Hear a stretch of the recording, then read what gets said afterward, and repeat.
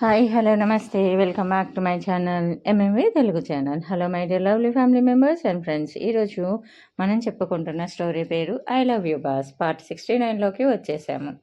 కృష్ణదేవ్ మాట్లాడుతూ, తన్విత దీని గురించి ఎక్కువగా దిగులు పడకు, నేను అతనికి ఖచ్చితంగా మేము కలిసినప్పుడు తప్పకుండా మొత్తం వివరంగా చెప్తాను. యాక్చువల్లీ మీరు రేయాంష్ని పెళ్లి చేసుకున్నప్పుడు నేను మిమ్మల్ని అప్పుడే కలవాల్సింది, కానీ అప్పుడు మా అమ్మమ్మ తాతయ్య వాళ్ళు చనిపోవడం వల్ల కలవలేకపోయాను. అదీ కాక ఇక అప్పటి నుంచి మా ఫ్యామిలీస్ మధ్య జరిగే కొన్ని ఫంక్షన్స్ మేము కలిసి జరుపుకోవడం మానేశాము. అందుకే మనం ఇన్ని నెలలు మీరు రేయాంష్ కలిసి ఉన్నా కానీ కలవలేకపోయాము. అయితే నాకు రేయాంష్కి మధ్య ఇప్పటికీ మంచి సంబంధమే ఉంది. ఎన్ని గొడవలు జరిగినా మేమిద్దరం కూర్చొని మాట్లాడుకొని వాటిని సార్ట్అవుట్ చేసుకుంటాము. సో మీరు నా గురించి కానీ, మన గురించి కానీ, లేకపోతే రేయాంష్ గురించి కానీ బాధపడాల్సిన అవసరం లేదు అని చాలా చక్కగా వివరించాడు. అతను చెప్పిన విధానానికి నా మనసు తేలికపడి నా ఫేస్ మీద ఒక చిన్న స్మైల్ కనిపించింది. అతను మళ్ళీ మాట్లాడుతూ, చూడండి, మీరు నా కంపెనీకి చాలా ముఖ్యమైన వారు.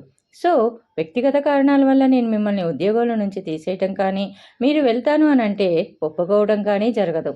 నీ ఉద్యోగానికి ఇప్పుడిప్పుడే ఎలాంటి డోకా లేదు, మీరు నిశ్చింతంగా ఉండండి అని తేల్చి చెప్పేశాడు. కృష్ణదేవ్ మాటలు విన్నాక నా పెదవులపై చిన్న చిరునవ్వు మరింత సంతోషంగా విరిసింది. మనసులో చెప్పలేనంత ఆనందం వచ్చేసింది. Thank you so much sir అని అన్నాను మనస్ఫూర్తిగా. నన్ను ఉద్యోగం నుండి తొలగించే ఆలోచనలేవి అతనికి లేవని స్పష్టమయ్యాక నా మనసంతా అతని పట్ల కృతజ్ఞతతో నిండిపోయింది. అవును, నాకు ఈ ఉద్యోగం అంటే చాలా ఇష్టం. అదీ కాక మళ్ళీ మొదటి నుంచి కొత్తగా ఉద్యోగం వెతుక్కునే ఓపిక, శక్తి ఇప్పుడు నాలో ఏమాత్రం లేవు. అప్పుడే నా తలలో ఒక ఆలోచన తట్టింది. అసలు రేయాంష్ లాంటి వాడి కోసం, అతని కళ్ళల్లో కనిపించే అనుమానాల కోసం నా అంతటి నేను ఉద్యోగం మోనేయాలని నేనెందుకు అనుకోవాలి? నా జీవితాన్ని నాశనం చేసిన వాడు నా కెరీర్ని కూడా శాసించేలా నేనెందుకు అతనికి భయపడాలి? అలా చేస్తే నా అంతటా నేనే ఒప్పుకున్నట్టు కదా, తప్పు చేసినట్టు. మరి నేను తప్పు చేయనప్పుడు నేనెందుకు భయపడి పారిపోవాలి? అయినా నా జీవితాన్ని శాసించడానికి అతనెవరు? అతనికి ఏం హక్కు ఉంది ఇంకా నా జీవితం మీద అని అనుకున్నా. ఆ ఒక్క ఆలోచన నాలో పోగొట్టుకున్న ఆత్మవిశ్వాసాన్ని ఒక్కసారిగా తిరిగి తెచ్చింది. దాంతో నా కంగారంతా వదిలేసి ప్రశాంతంగా ఆ పార్టీని ఆస్వాదించడానికి సిద్ధమయ్యాను. సరిగ్గా అదే సమయంలో హాల్ అంతా చప్పట్లతో మారుమోగింది. మిస్టర్ లూథర్ గారు తన భార్య చేతిని పట్టుకొని ఎంతో హుందాగా వేదికపైకి అడుగుపెట్టారు. మైక్ అందుకొని ఆయన మాట్లాడడం ప్రారంభించారు. ఇక్కడికి విచ్చేసిన అతిథులందరికీ శుభ సాయంత్రం. నా ఆహ్వానాన్ని మన్నించి ఈ వేడుకను ఇంత పెద్ద విజయం చేసినందుకు మీ అందరికీ నా ప్రత్యేక ధన్యవాదాలు తెలియచేస్తున్నాను. అయితే మీ అందరికీ తెలుసు, కేవలం నా స్వార్థం కోసమో లేదా ఆడంబరం కోసమో మాత్రమే నేను ఏ కార్యక్రమాన్ని నిర్వహించను అని. ఎల్లప్పుడూ ఒక విషయం గుర్తుంచుకోండి, సమాజంలో మనలాంటి ఉన్నత స్థితిలో ఉన్న వారి సహాయం, ఆదరణ ఎంతో అవసరమయ్యే నిరుపేద ప్రజలు, చిన్నపిల్లలు బయట చాలామంది ఉన్నారు. అందుకే ఈ వేడుకలో భాగంగా నేను ఒక ప్రత్యేక ఆక్షన్ నిర్వహిస్తున్నాను. దీని ద్వారా వచ్చే ప్రతి రూపాయిని నా స్వచ్ఛంద సంస్థకు విరాళంగా ఇస్తాను. అలాగే మీరు అనాథాశ్రమాలకు నేరుగా అందే నగదు బహుమతులను కూడా విరాళాల రూపంలో అందించవచ్చు అని ప్రకటించారు. ఆయన మాట్లాడుతుంటే ఆ మాటలు విన్న నాకు ఆ వృద్ధుడిపై నాకున్న గౌరవం మరింత పెరిగింది. ఆయన ఎంత దయగలవారో అర్థమైంది. ఆ మాటలు నా హృదయాన్ని కదిలించాయి. నా స్తోమత కొద్దీ నేను కూడా ఆ పిల్లల కోసం ఏదైనా విరాళం ఇవ్వాలని గట్టిగా అనుకున్నాను. నేను నా హ్యాండ్ బ్యాగ్ తెరిచి చూడగా నా దగ్గర కొంచెం డబ్బు మాత్రమే కనిపించింది. అది చూసి చిన్నగా నిట్టూర్చాను. ఇంత పెద్ద ధనవంతుల మధ్య నా దగ్గర ఉన్న ఈ చిన్న మొత్తం చాలా తక్కువగా అనిపించింది. కానీ ఆ పిల్లల కోసం నా వంతుగా కంటికి కనిపించేలా, ఏదో ఒకదానికి ఉపయోగపడేలా ఏదైనా పెద్ద మొత్తమే సాయం చేయాలనుకున్నాను. విరాళం ఇవ్వడానికి నా క్రెడిట్ కార్డును ఉపయోగించవచ్చా అని ఆ మనసులోనే ఆ క్రెడిట్ కార్డు ఉపయోగించడానికి లెక్కలు వేసుకుంటున్నాను. నా పక్కనే ఉన్న కృష్ణదేవ్ నా తడబాటును గమనించి చిన్నగా నవ్వుతూ జేబులో నుంచి ఒక చెక్ పుస్తకాన్ని తీసి ఒక చెక్ రాస్తూ, తన్విత, నేను మన ఇద్దరి తరపున ముందే ఈ చెక్ని సిద్ధం చేశాను, నువ్వేం కంగారు పడకు అని అన్నాడు.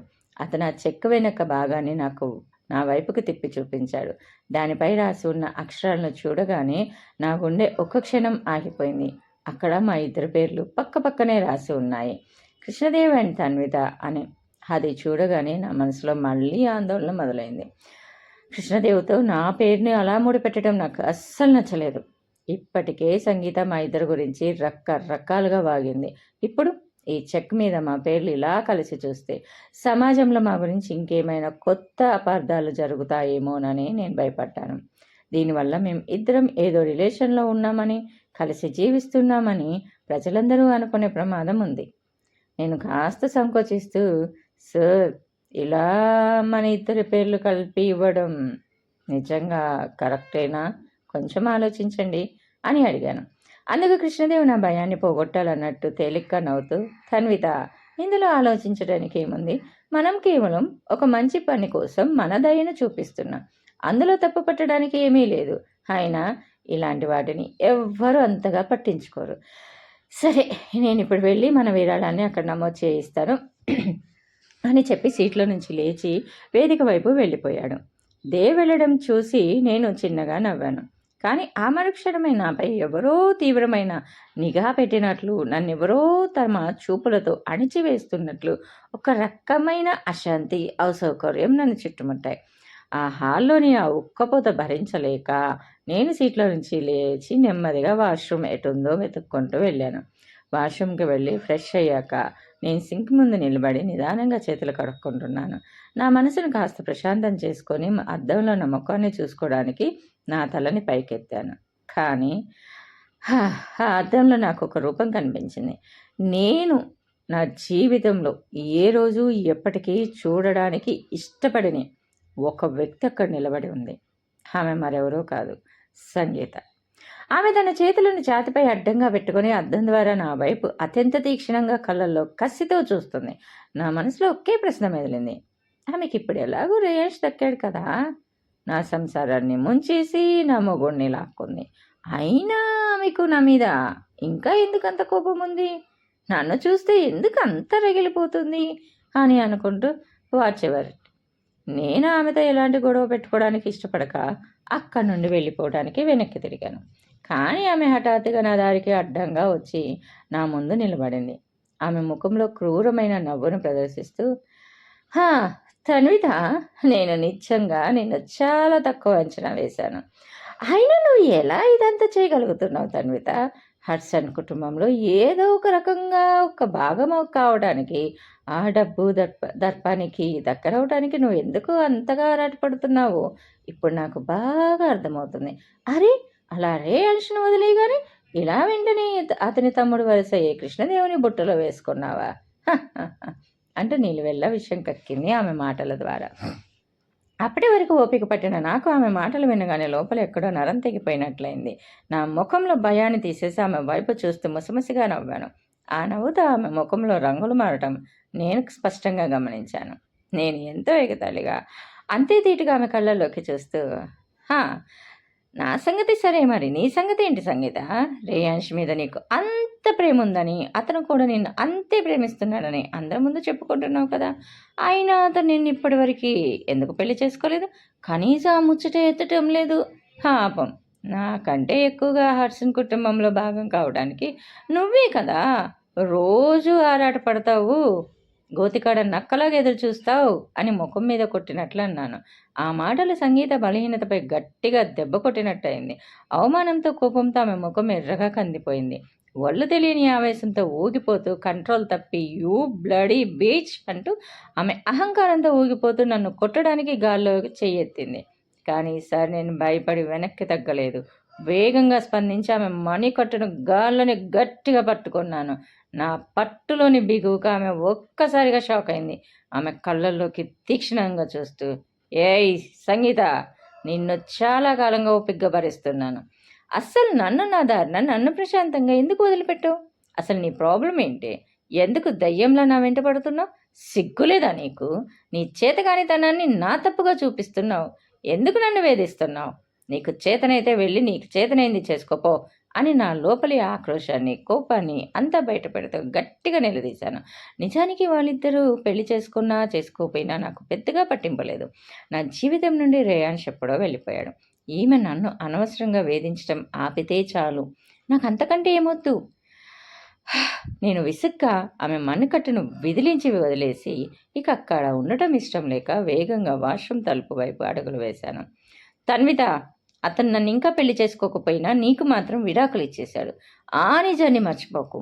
అతను ఎప్పటికీ నీ దగ్గరికి తిరిగి రాడు. రావడానికి వీల్లేదు. అలా రావడానికి నేను ఒప్పుకోను అంటూ ఆమె నా వెనుక నుండి పిచ్చిదానిలా గట్టి గట్టిగా అరిచింది. ఆమె మాటలు నేను కనీసం పట్టించుకోలేదు. నా నడకను అసలు ఆపలేదు.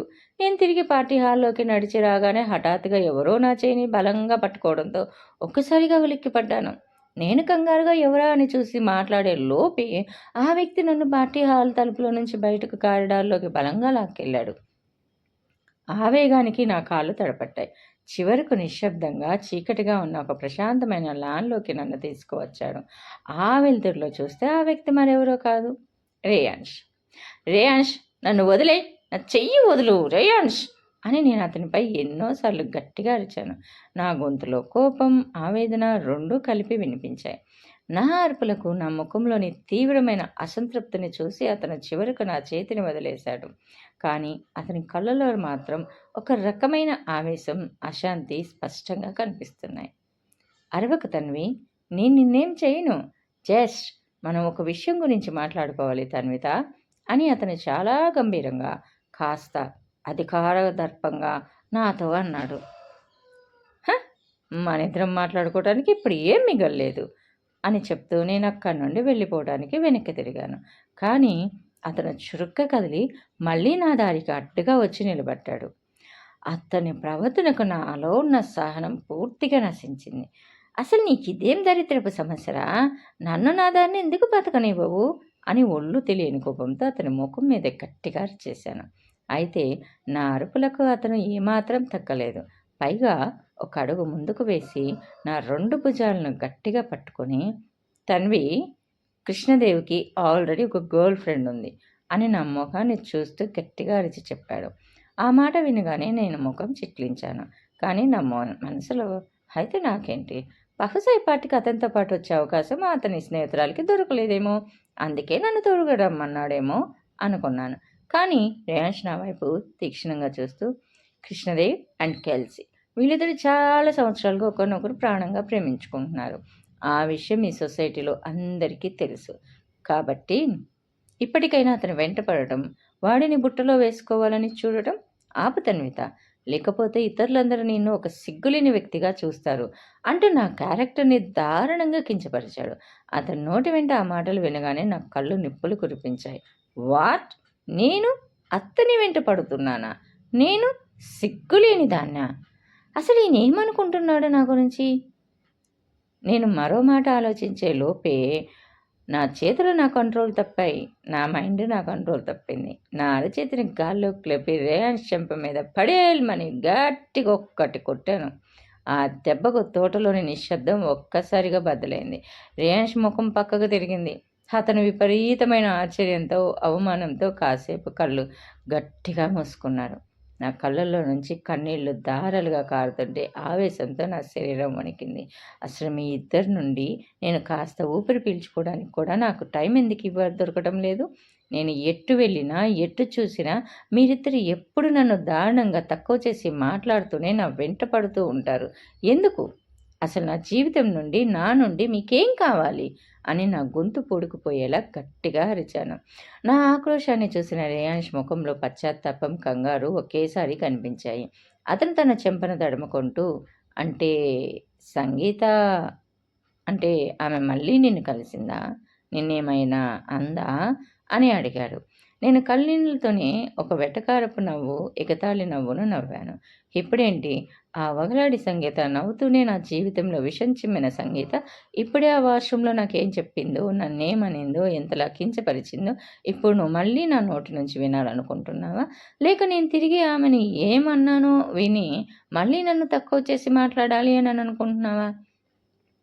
అస్సలు మీ ఇద్దరు నా వెనక ఎందుకు పడుతున్నారు? నేను సంతోషంగా ఉండటం మీకు ఇష్టం లేదా? అసలు నేను మీకేం ద్రోహం చేశాను అని నన్ను ఇలా వేధిస్తున్నారు? అరే! నా బ్రతుకు నేను బ్రతుకుతున్నా. మీకెందుకు అంత నొప్పిగా ఉంది అని అడిగాను. నా మాటలు విన్న రేయాంష్ ఒక్క క్షణం చూపులు పక్కకు తిప్పుకొని, నన్ను క్షమించు తన్విత.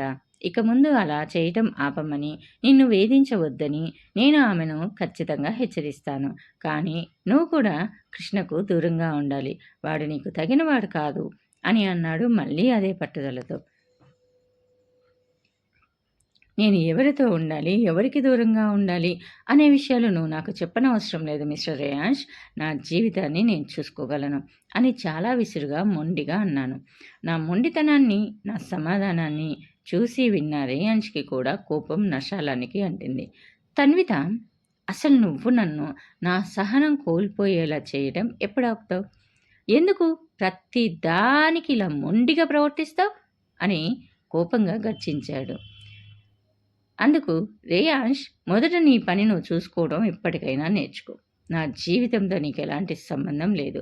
నీకు నాకు అసలు ఏ సంబంధమూ లేదు. ముందు అది తెలుసుకో నువ్వు అని నేను నా మాట పూర్తి చేసేలేపి రేయాంష్ హఠాత్తుగా నా వైపు వస్తూ తన చేతిని పైకెత్తాడు. ఆ వేగానికి, అతని కళ్ళల్లోని రౌద్రానికి అతను నన్ను కొట్టబోతున్నాడేమో, నన్ను గాయపరచబోతున్నాడేమోనని విపరీతమైన భయంతో నేను ఒక్కసారిగా నా కళ్ళు గట్టిగా మూసుకున్నాను. నా గుండె ఆగిపోయినంత పనైంది. ఇక రేయాన్ సైడ్ నేను అనాలోచితంగా ఆవేశంతో చెయ్యెత్తానని గ్రహించిన మరుక్షణమే నా మెదడు ఒక్కసారిగా నిశ్శబ్దమైపోయింది. నా తప్పును వెంటనే సరిదిద్దుకుంటూ నా చేయిని కిందకు దించేశాను. అయ్యో దేవుడా! అసలు నాకేమైంది? ఈ కోపాన్ని అసలు నియంత్రించుకోలేకపోతున్నాను. బహుశా నేను వెంటనే యాంగర్ మేనేజ్మెంట్ క్లాసెస్కి వెళ్ళడం మొదలుపెట్టాలేమో అని నా మనసులో నేనే చాలా మదన పడ్డాను. నేను నెమ్మదిగా చెయ్యి చాపి ఆమెను పట్టుకోవడానికి ప్రయత్నించాను. తన్విత, నన్ను క్షమించు. నిజంగా నేను నిన్నేమాత్రం గాయపరచాలని అనుకోలేదు. జస్ట్ ఆవేశంలో అలా జరిగింది అని దీనంగా అడిగాను. నిజం చెప్పాలంటే తన్విత నన్ను శారీరకంగా, మానసికంగా, భావోద్వేగపరంగా ఎంత బాధ పెట్టినా, ఎంత దూరం చేసినా ఆమెను ఒక్క గీత కూడా తాకి బాధలు పెట్టాలనే ఆలోచన కూడా నాకు రాలేదు. ఆమె అంటే నాలో ప్రేమో, ద్వేషమో, అనుమానమో తెలియదు. కానీ ఆమెకు హాని చేయటం నాకు అసాధ్యమైన పని. కానీ ఆమె నా మాటలు నమ్మలేదు. నన్ను తన శరీరం నుండి బలంగా, ద్వేషంతో దూరంగా నెట్టేసింది. ఆమె కళ్ళల్లో భయం, అసహ్యం నిండి ఉన్నాయి. నన్ను చూస్తూ, నువ్వు నువ్వు నిజంగానే నన్ను కొట్టబోయావా రేయాంష్? అది కూడా నా తప్పు లేకుండా. నీకే రైట్స్ లేవు అని తెలిసి కూడా నన్ను గాయపరచాలి అని అనుకున్నావా? హౌ డేర్ యూ రేయాంష్ అని వణుకుతున్న గొంతుతో నన్ను అడిగింది. ఆ ప్రశ్న నా గుండెను ముక్కలు చేసింది. ఆమె నన్ను ఇంత దారుణంగా అపార్థం చేసుకుంటుందా అని తెలిసి నాలో నేను కుమిలిపోయాను. తన్విత అని నేను ఎంతో దీనంగా నా తప్పును క్షమించమని అడగడానికి నోరు విప్పాను. కానీ ఆమె నా మాట వినడానికి సిద్ధంగా లేదు. నా వైపు తీక్షణంగా చూస్తూ, సరే నన్ను కొట్టు. ఇందాక అందరి ముందు నేను నిన్ను కొట్టాను కదా, ఆ కోపంతో నన్ను ఇప్పుడు గట్టిగా కొట్టు రేయాంష్. అలా చేస్తేనైనా నీ మనసు కుదుట పడుతుంది కదా. నన్ను కొట్టేసి ఇప్పుడే నన్ను నా దారిన ఒంటరిగా వదిలేయి అని అంది ఆవేదనతో, కళ్ళ నిండా నీళ్లతో. తన్విత, నేను నిన్ను కొట్టాలని అనుకోలేదు. నేను అని నేను నత్తిగా సర్ది చెప్పడానికి ప్రయత్నించాను. కానీ ఆమె నా వైపు అసహ్యంగా, విపరీతమైన కోపంతో చూసి నేను ఇంకేదైనా మాట్లాడే లోపే వెనుతిరిగి శరవేగంగా అక్కడి నుండి వెళ్ళిపోయింది. నేను పిచ్చి కోపం, ఆవేశంతో నా జుట్టులో వేళ్లు పెట్టి గట్టిగా సవరించుకున్నాను. నా మనసంతా గందరగోళంగా మారిపోయింది. దేవుడా, నేను నిజంగా కావాలని చెయ్యలేదు. ఆమెపై చెయ్యెత్తాలని నాకు అస్సలు లేదు, ఒట్టు. కానీ నా ఆవేశం అంతా నాశనం చేసింది అని అనుకున్నా. ఇక తన్విత, నేను వేగంగా అడుగులు వేస్తూ తోట నుండి తిరిగి వెలుతురులో ఉన్న హాల్లోకి నడిచి వచ్చి నా సీట్లో కూర్చున్నాను. అప్పటి వరకు జరిగిన ఘర్షణతో నా శరీరం అండ్ మైండ్, మెదడు చిన్న భిన్నమైపోయాయి. గుండె చాలా వేగంగా కొట్టుకుంటుంది. నేను వచ్చి కూర్చోవడం చూసి అప్పుడే రిజిస్ట్రేషన్ పూర్తి చేసుకొని వచ్చిన కృష్ణ కంగారుగా నా దగ్గరకు వచ్చాడు. తన్విత, ఇంతసేపు ఇక్కడికి వెళ్ళావు? చాలా సమయం నుండి నేను నీకోసం చూస్తున్నా, బట్ నువ్వు కనిపించలేదు. ఏమైంది అని అడిగాడు. నేను నా లోపల ఉన్న అలజడిని దాచుకుంటూ నేను వాష్రూమ్కి వెళ్ళాను సార్ అని అబద్ధం చెప్పాను. అతను నా ముఖాన్ని నిశితంగా గమనిస్తూ, నువ్వు నిజంగానే బాగానే ఉన్నావా తన్విత? నీ బుగ్గలు ఇప్పుడు చాలా ఎర్రగా ఉన్నాయి. ఏమైంది? ఏమైనా హెల్త్ అప్సెట్ అయిందా అని ఆందోళనగా అడిగాడు. తోటలో జరిగిన గొడవ, సంగీత ప్రవర్తన వల్ల నా ముఖంలో వచ్చిన మార్పును అతను గమనించేసి ఉంటాడేమో. ఆ సమయంలో నేను సిగ్గుతోనో లేదా జరిగిన గొడవ వల్ల వచ్చిన కోపంతోనో ఎర్రబడినట్లు కనిపిస్తూ ఉండాలి. నా స్థితిని గమనించిన కృష్ణ హఠాత్తుగా తన చేతులను నా చెంపల మీద ఉంచాడు. ఏమైంది తన్విత? అనారోగ్యంగా ఉందా? నువ్వు చాలా సౌకర్యంగా ఉన్నావు అంటూ ఎంతో ఆందోళనగా అడిగాడు. అతని స్పర్శ నాలో ఏదో తెలియని కదలికను తెచ్చింది. కానీ నేను వెంటనే తేరుకొని, లేదు దేవ్, నేను బాగానే ఉన్నాను అని అంటూ అతని చేతులను నా చెంపల మీద నుండి సున్నితంగా తీసేసి పక్కకు జరిగాను. నాకు తెలుసు, కృష్ణదేవ్కి అప్పటికే తెలిసిన గర్ల్ ఫ్రెండ్ ఉంది కాబట్టి అతను నన్ను ఇలా తాకడం, హద్దులు దాటడం అస్సలు మంచిది కాదు. అతనికి దూరంగా ఉండటమే నాకు, నా ఆత్మగౌరవానికి మంచిదని నేను ఆ క్షణమే గట్టిగా నిర్ణయించుకున్నాను. కొద్దిసేపటికి ఆప్షన్ ప్రక్రియ ప్రారంభమైంది. ఆ వేలంలో అపురూపమైన కళాఖండాలతో సహా ఎన్నో విలువైన వస్తువులు ఉన్నాయి. ధనవంతులైన వ్యక్తులు వాటిని గెలుచుకోవడానికి లక్షల్లో, కోట్లలో వేలం పాటలు పాడుతుండటం చూసి నేను ఎంతో ఆశ్చర్యపోయాను. అబ్బో, వీళ్ళంతా ఎంత ధనవంతులరా బాబు అని అనుకోకుండా ఉండలేకపోయాను. అంతలో మిస్టర్ లూథర్ భార్య శ్రీమతి లూథర్ వేదికపైకి ఎక్కి ఒక నల్ల వెల్వెట్ పెట్టెను ఎంతో అపురూపంగా బయటకు తీశారు. ఇది మా పెళ్లి జరిగినప్పుడు మా ఆయన నాకు బహుమతిగా ఇది ఇచ్చారు. ఇది ఆయనకు వాళ్ళ అమ్మగారి నుండి, అంటే మా అత్తగారి నుండి వారసత్వంగా వచ్చింది అని చెబుతూ ఆమె కాసేపు ఆగి ఆ వస్తువు వైపు తదేకంగా చూసింది. ఆమె దాన్ని నెమ్మదిగా పైకెత్తి అందరికీ కనిపించేలా చూపించింది. అది ఒక అపురూపమైన, అత్యంత అందమైన బ్రోచ్ అంటే దుస్తులకు పెట్టుకునే నగ. హాల్లో ఉన్న లైట్ల వెలుతురులో అది దగదగలాడుతూ మెరిసిపోతుంది. శ్రీమతి లూథర్ మైక్ అందుకుని ఎంతో భావోద్వేగంతో మాట్లాడటం ప్రారంభించారు. ఈ బ్రోచ్ నా అత్తమామల మధ్య ఉన్న పవిత్రమైన ప్రేమకు సాక్షిగా నిలిచింది. నా భర్త నాకు ప్రేమకు గుర్తుగా ఇచ్చిన ఈ కానుక నా జీవితంలో నేను ఇప్పటివరకు అందుకున్న బహుమతుల్లోకెల్లా అత్యంత ఉత్తమమైనది. ఇది నిజమైన ప్రేమ యొక్క ఆశీర్వాదంతో వచ్చిందని నేను గట్టిగా నమ్ముతున్నాను. ఈరోజు దీనికి ఒక కొత్త అర్హులైన యజమాని దొరకాలని నేను మనస్ఫూర్తిగా కోరుకుంటున్నాను అని చెప్పారు.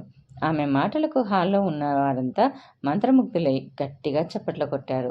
వెంటనే ఆమె చిరునవ్వుతో హాలంతా కలియ చూస్తూ, ఒక అందమైన యువతి ఇక్కడికి వచ్చి దాన్ని ధరిస్తే అప్పుడు మనందరం ఈ బ్రోచ్ యొక్క అస్సలైన అందాన్ని చూడగలం అని అన్నారు.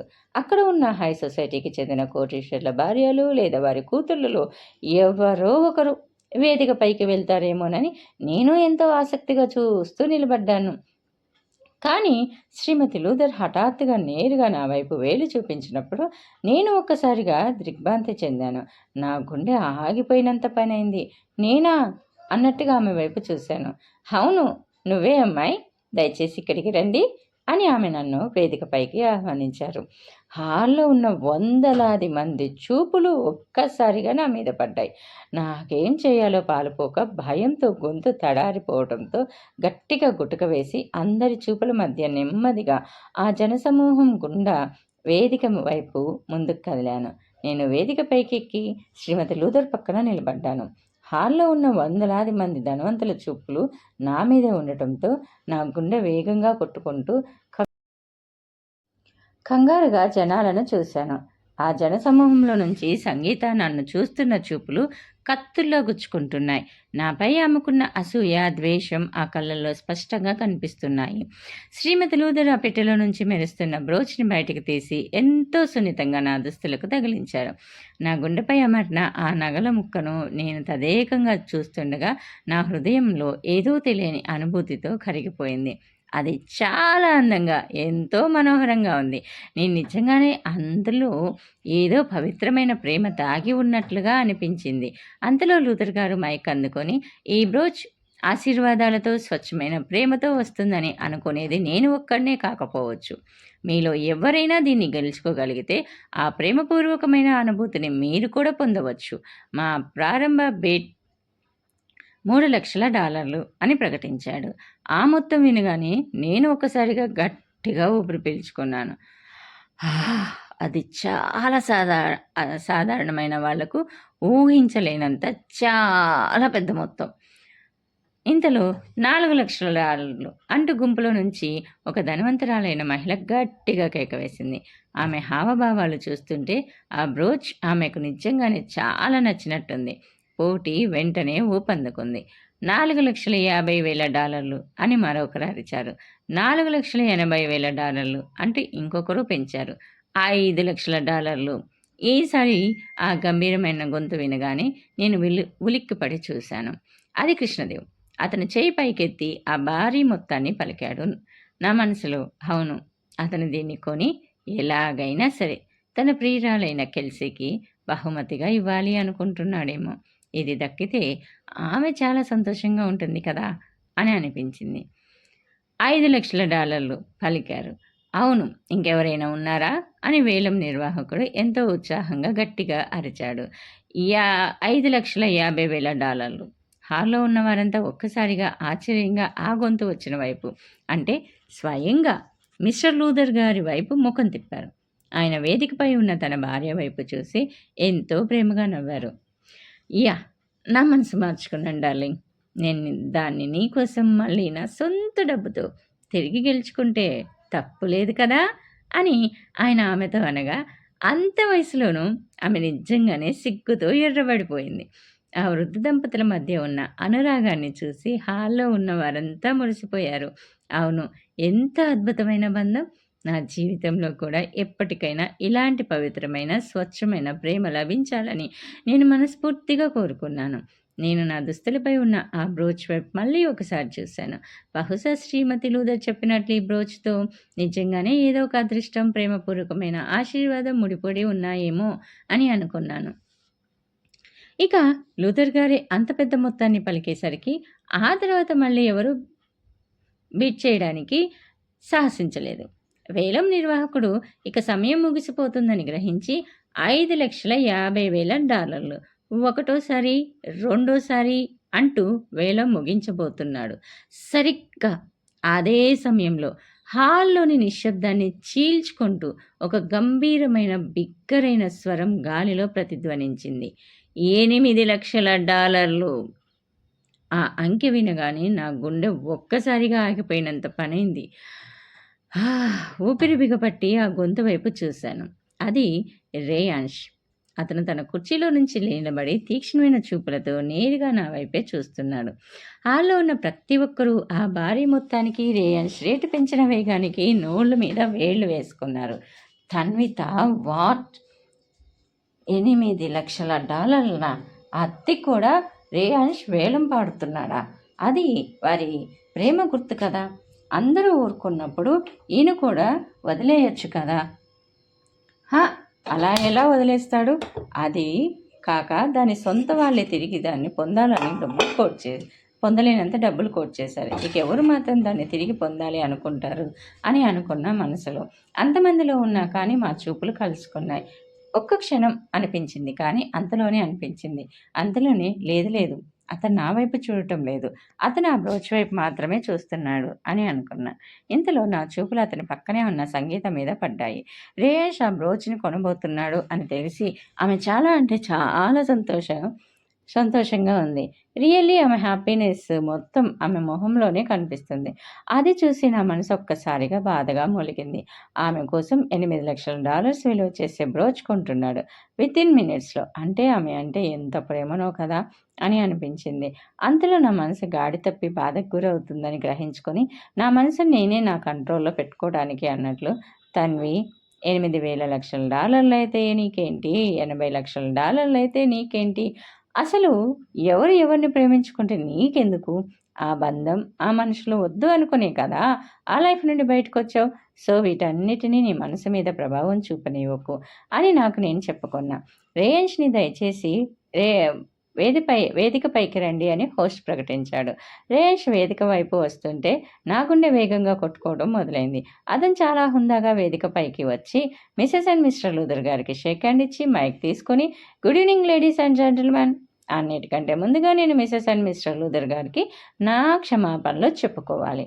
ఎందుకంటే ఈ బ్రోచ్ని నేను వచ్చి వారి దగ్గర నుంచి దొంగిలించినందుకు అని తన స్పీచ్ స్టార్ట్ చేశాడు. అతను ఆ మాటలు అనగానే అందరూ చాలా స్పోర్టివ్గా తీసుకుని తేలిగ్గా నవ్వారు. యాక్చువల్లీ నేను ఒకరి ప్రేమకు గుర్తుగా ఉన్న వస్తువులను తీసుకోవడానికి ఇష్టపడను, ఎందుకంటే అది వారి మధ్య ఉన్న ప్రేమ బంధానికి చిహ్నం. కానీ నేను మీ ప్రేమ బంధం గురించి విన్న తర్వాత నేను అత్యంత అమితంగా ప్రేమించే వ్యక్తి కోసం ఈ బ్రోచ్ను సంపాదించాలని నిజంగా కోరుకుంటున్నాను. మీరిద్దరిలాగే మేమిద్దరం కూడా మా జీవితాంతం కలిసి ఉండగలమని ఆశిస్తున్నాను అని అతను మిస్టర్ అండ్ మిసెస్ లూథర్ వైపు చూడగా వారు అతన్ని చూసి ప్రేమగా నవ్వారు. లూథర్ గారి ముఖంలో ఎటువంటి తడబాటు లేని చిరునవ్వుతో అంగీకారంగా తల ఊపారు. వెంటనే హోస్ట్ మైక్ అందుకొని $8 లక్షల ఒకటోసారి, రెండోసారి, మూడోసారి అని చెప్పి ఆ డీల్ని హాల్లో ఉన్న అందరి హర్షధ్వానాలు చప్పట్ల మధ్య క్లోజ్ చేశాడు. ఆ అపురూపమైన బ్రోచ్ రేయాన్స్ సొంతమైంది. తర్వాత ఏం జరిగింది అనేది తెలుసుకోవాలి అనుకుంటున్నారా? అయితే నెక్స్ట్ ఎపిసోడ్ వరకు వెయిట్ చేయండి. అలానే నా ఛానల్ని ఇంకా సబ్స్క్రైబ్ చేసుకోకుండా ఉన్నట్లయితే ఇప్పుడే సబ్స్క్రైబ్ చేసుకోండి. సబ్స్క్రైబ్ బటన్ రెడ్ కలర్లో ఉంటుంది, దాన్ని క్లిక్ చేస్తే బెల్ ఐకాన్ వస్తుంది. దాన్ని క్లిక్ చేసి ఆల్ అనే ఆప్షన్ ఎంచుకుంటే ముందు నేను చెప్పే మరిన్ని ఇంట్రెస్ట్కరమైన సిరీస్ అప్డేట్స్ అన్ని మీకు నోటిఫికేషన్ రూపంలోకి వచ్చేస్తాయి. అలానే ఈ సిరీస్ నచ్చితే తప్పకుండా లైక్ చేయండి. అలానే మీ ఫ్రెండ్స్ అండ్ ఫ్యామిలీ మెంబర్స్లో ఎవరికైనా సరే సిరీస్ వినే ఇంట్రెస్ట్ కానీ లేదా కథలు వినే ఇంట్రెస్ట్ కానీ ఉంటే నా ఈ ఛానల్ని వాళ్ళకి షేర్ చేసి మీ అమూల్యమైన సపోర్ట్ని నాకు తెలియజేయగలరని మనస్ఫూర్తిగా కోరుకుంటున్నాను. ఓకేనా? Thanks for the watching. Bye. Take care. See you soon again. మళ్ళీ మరొక కొత్త ఎపిసోడ్ తోటి మీ ముందుకు వస్తాను. అంతవరకు సెలవు మరి.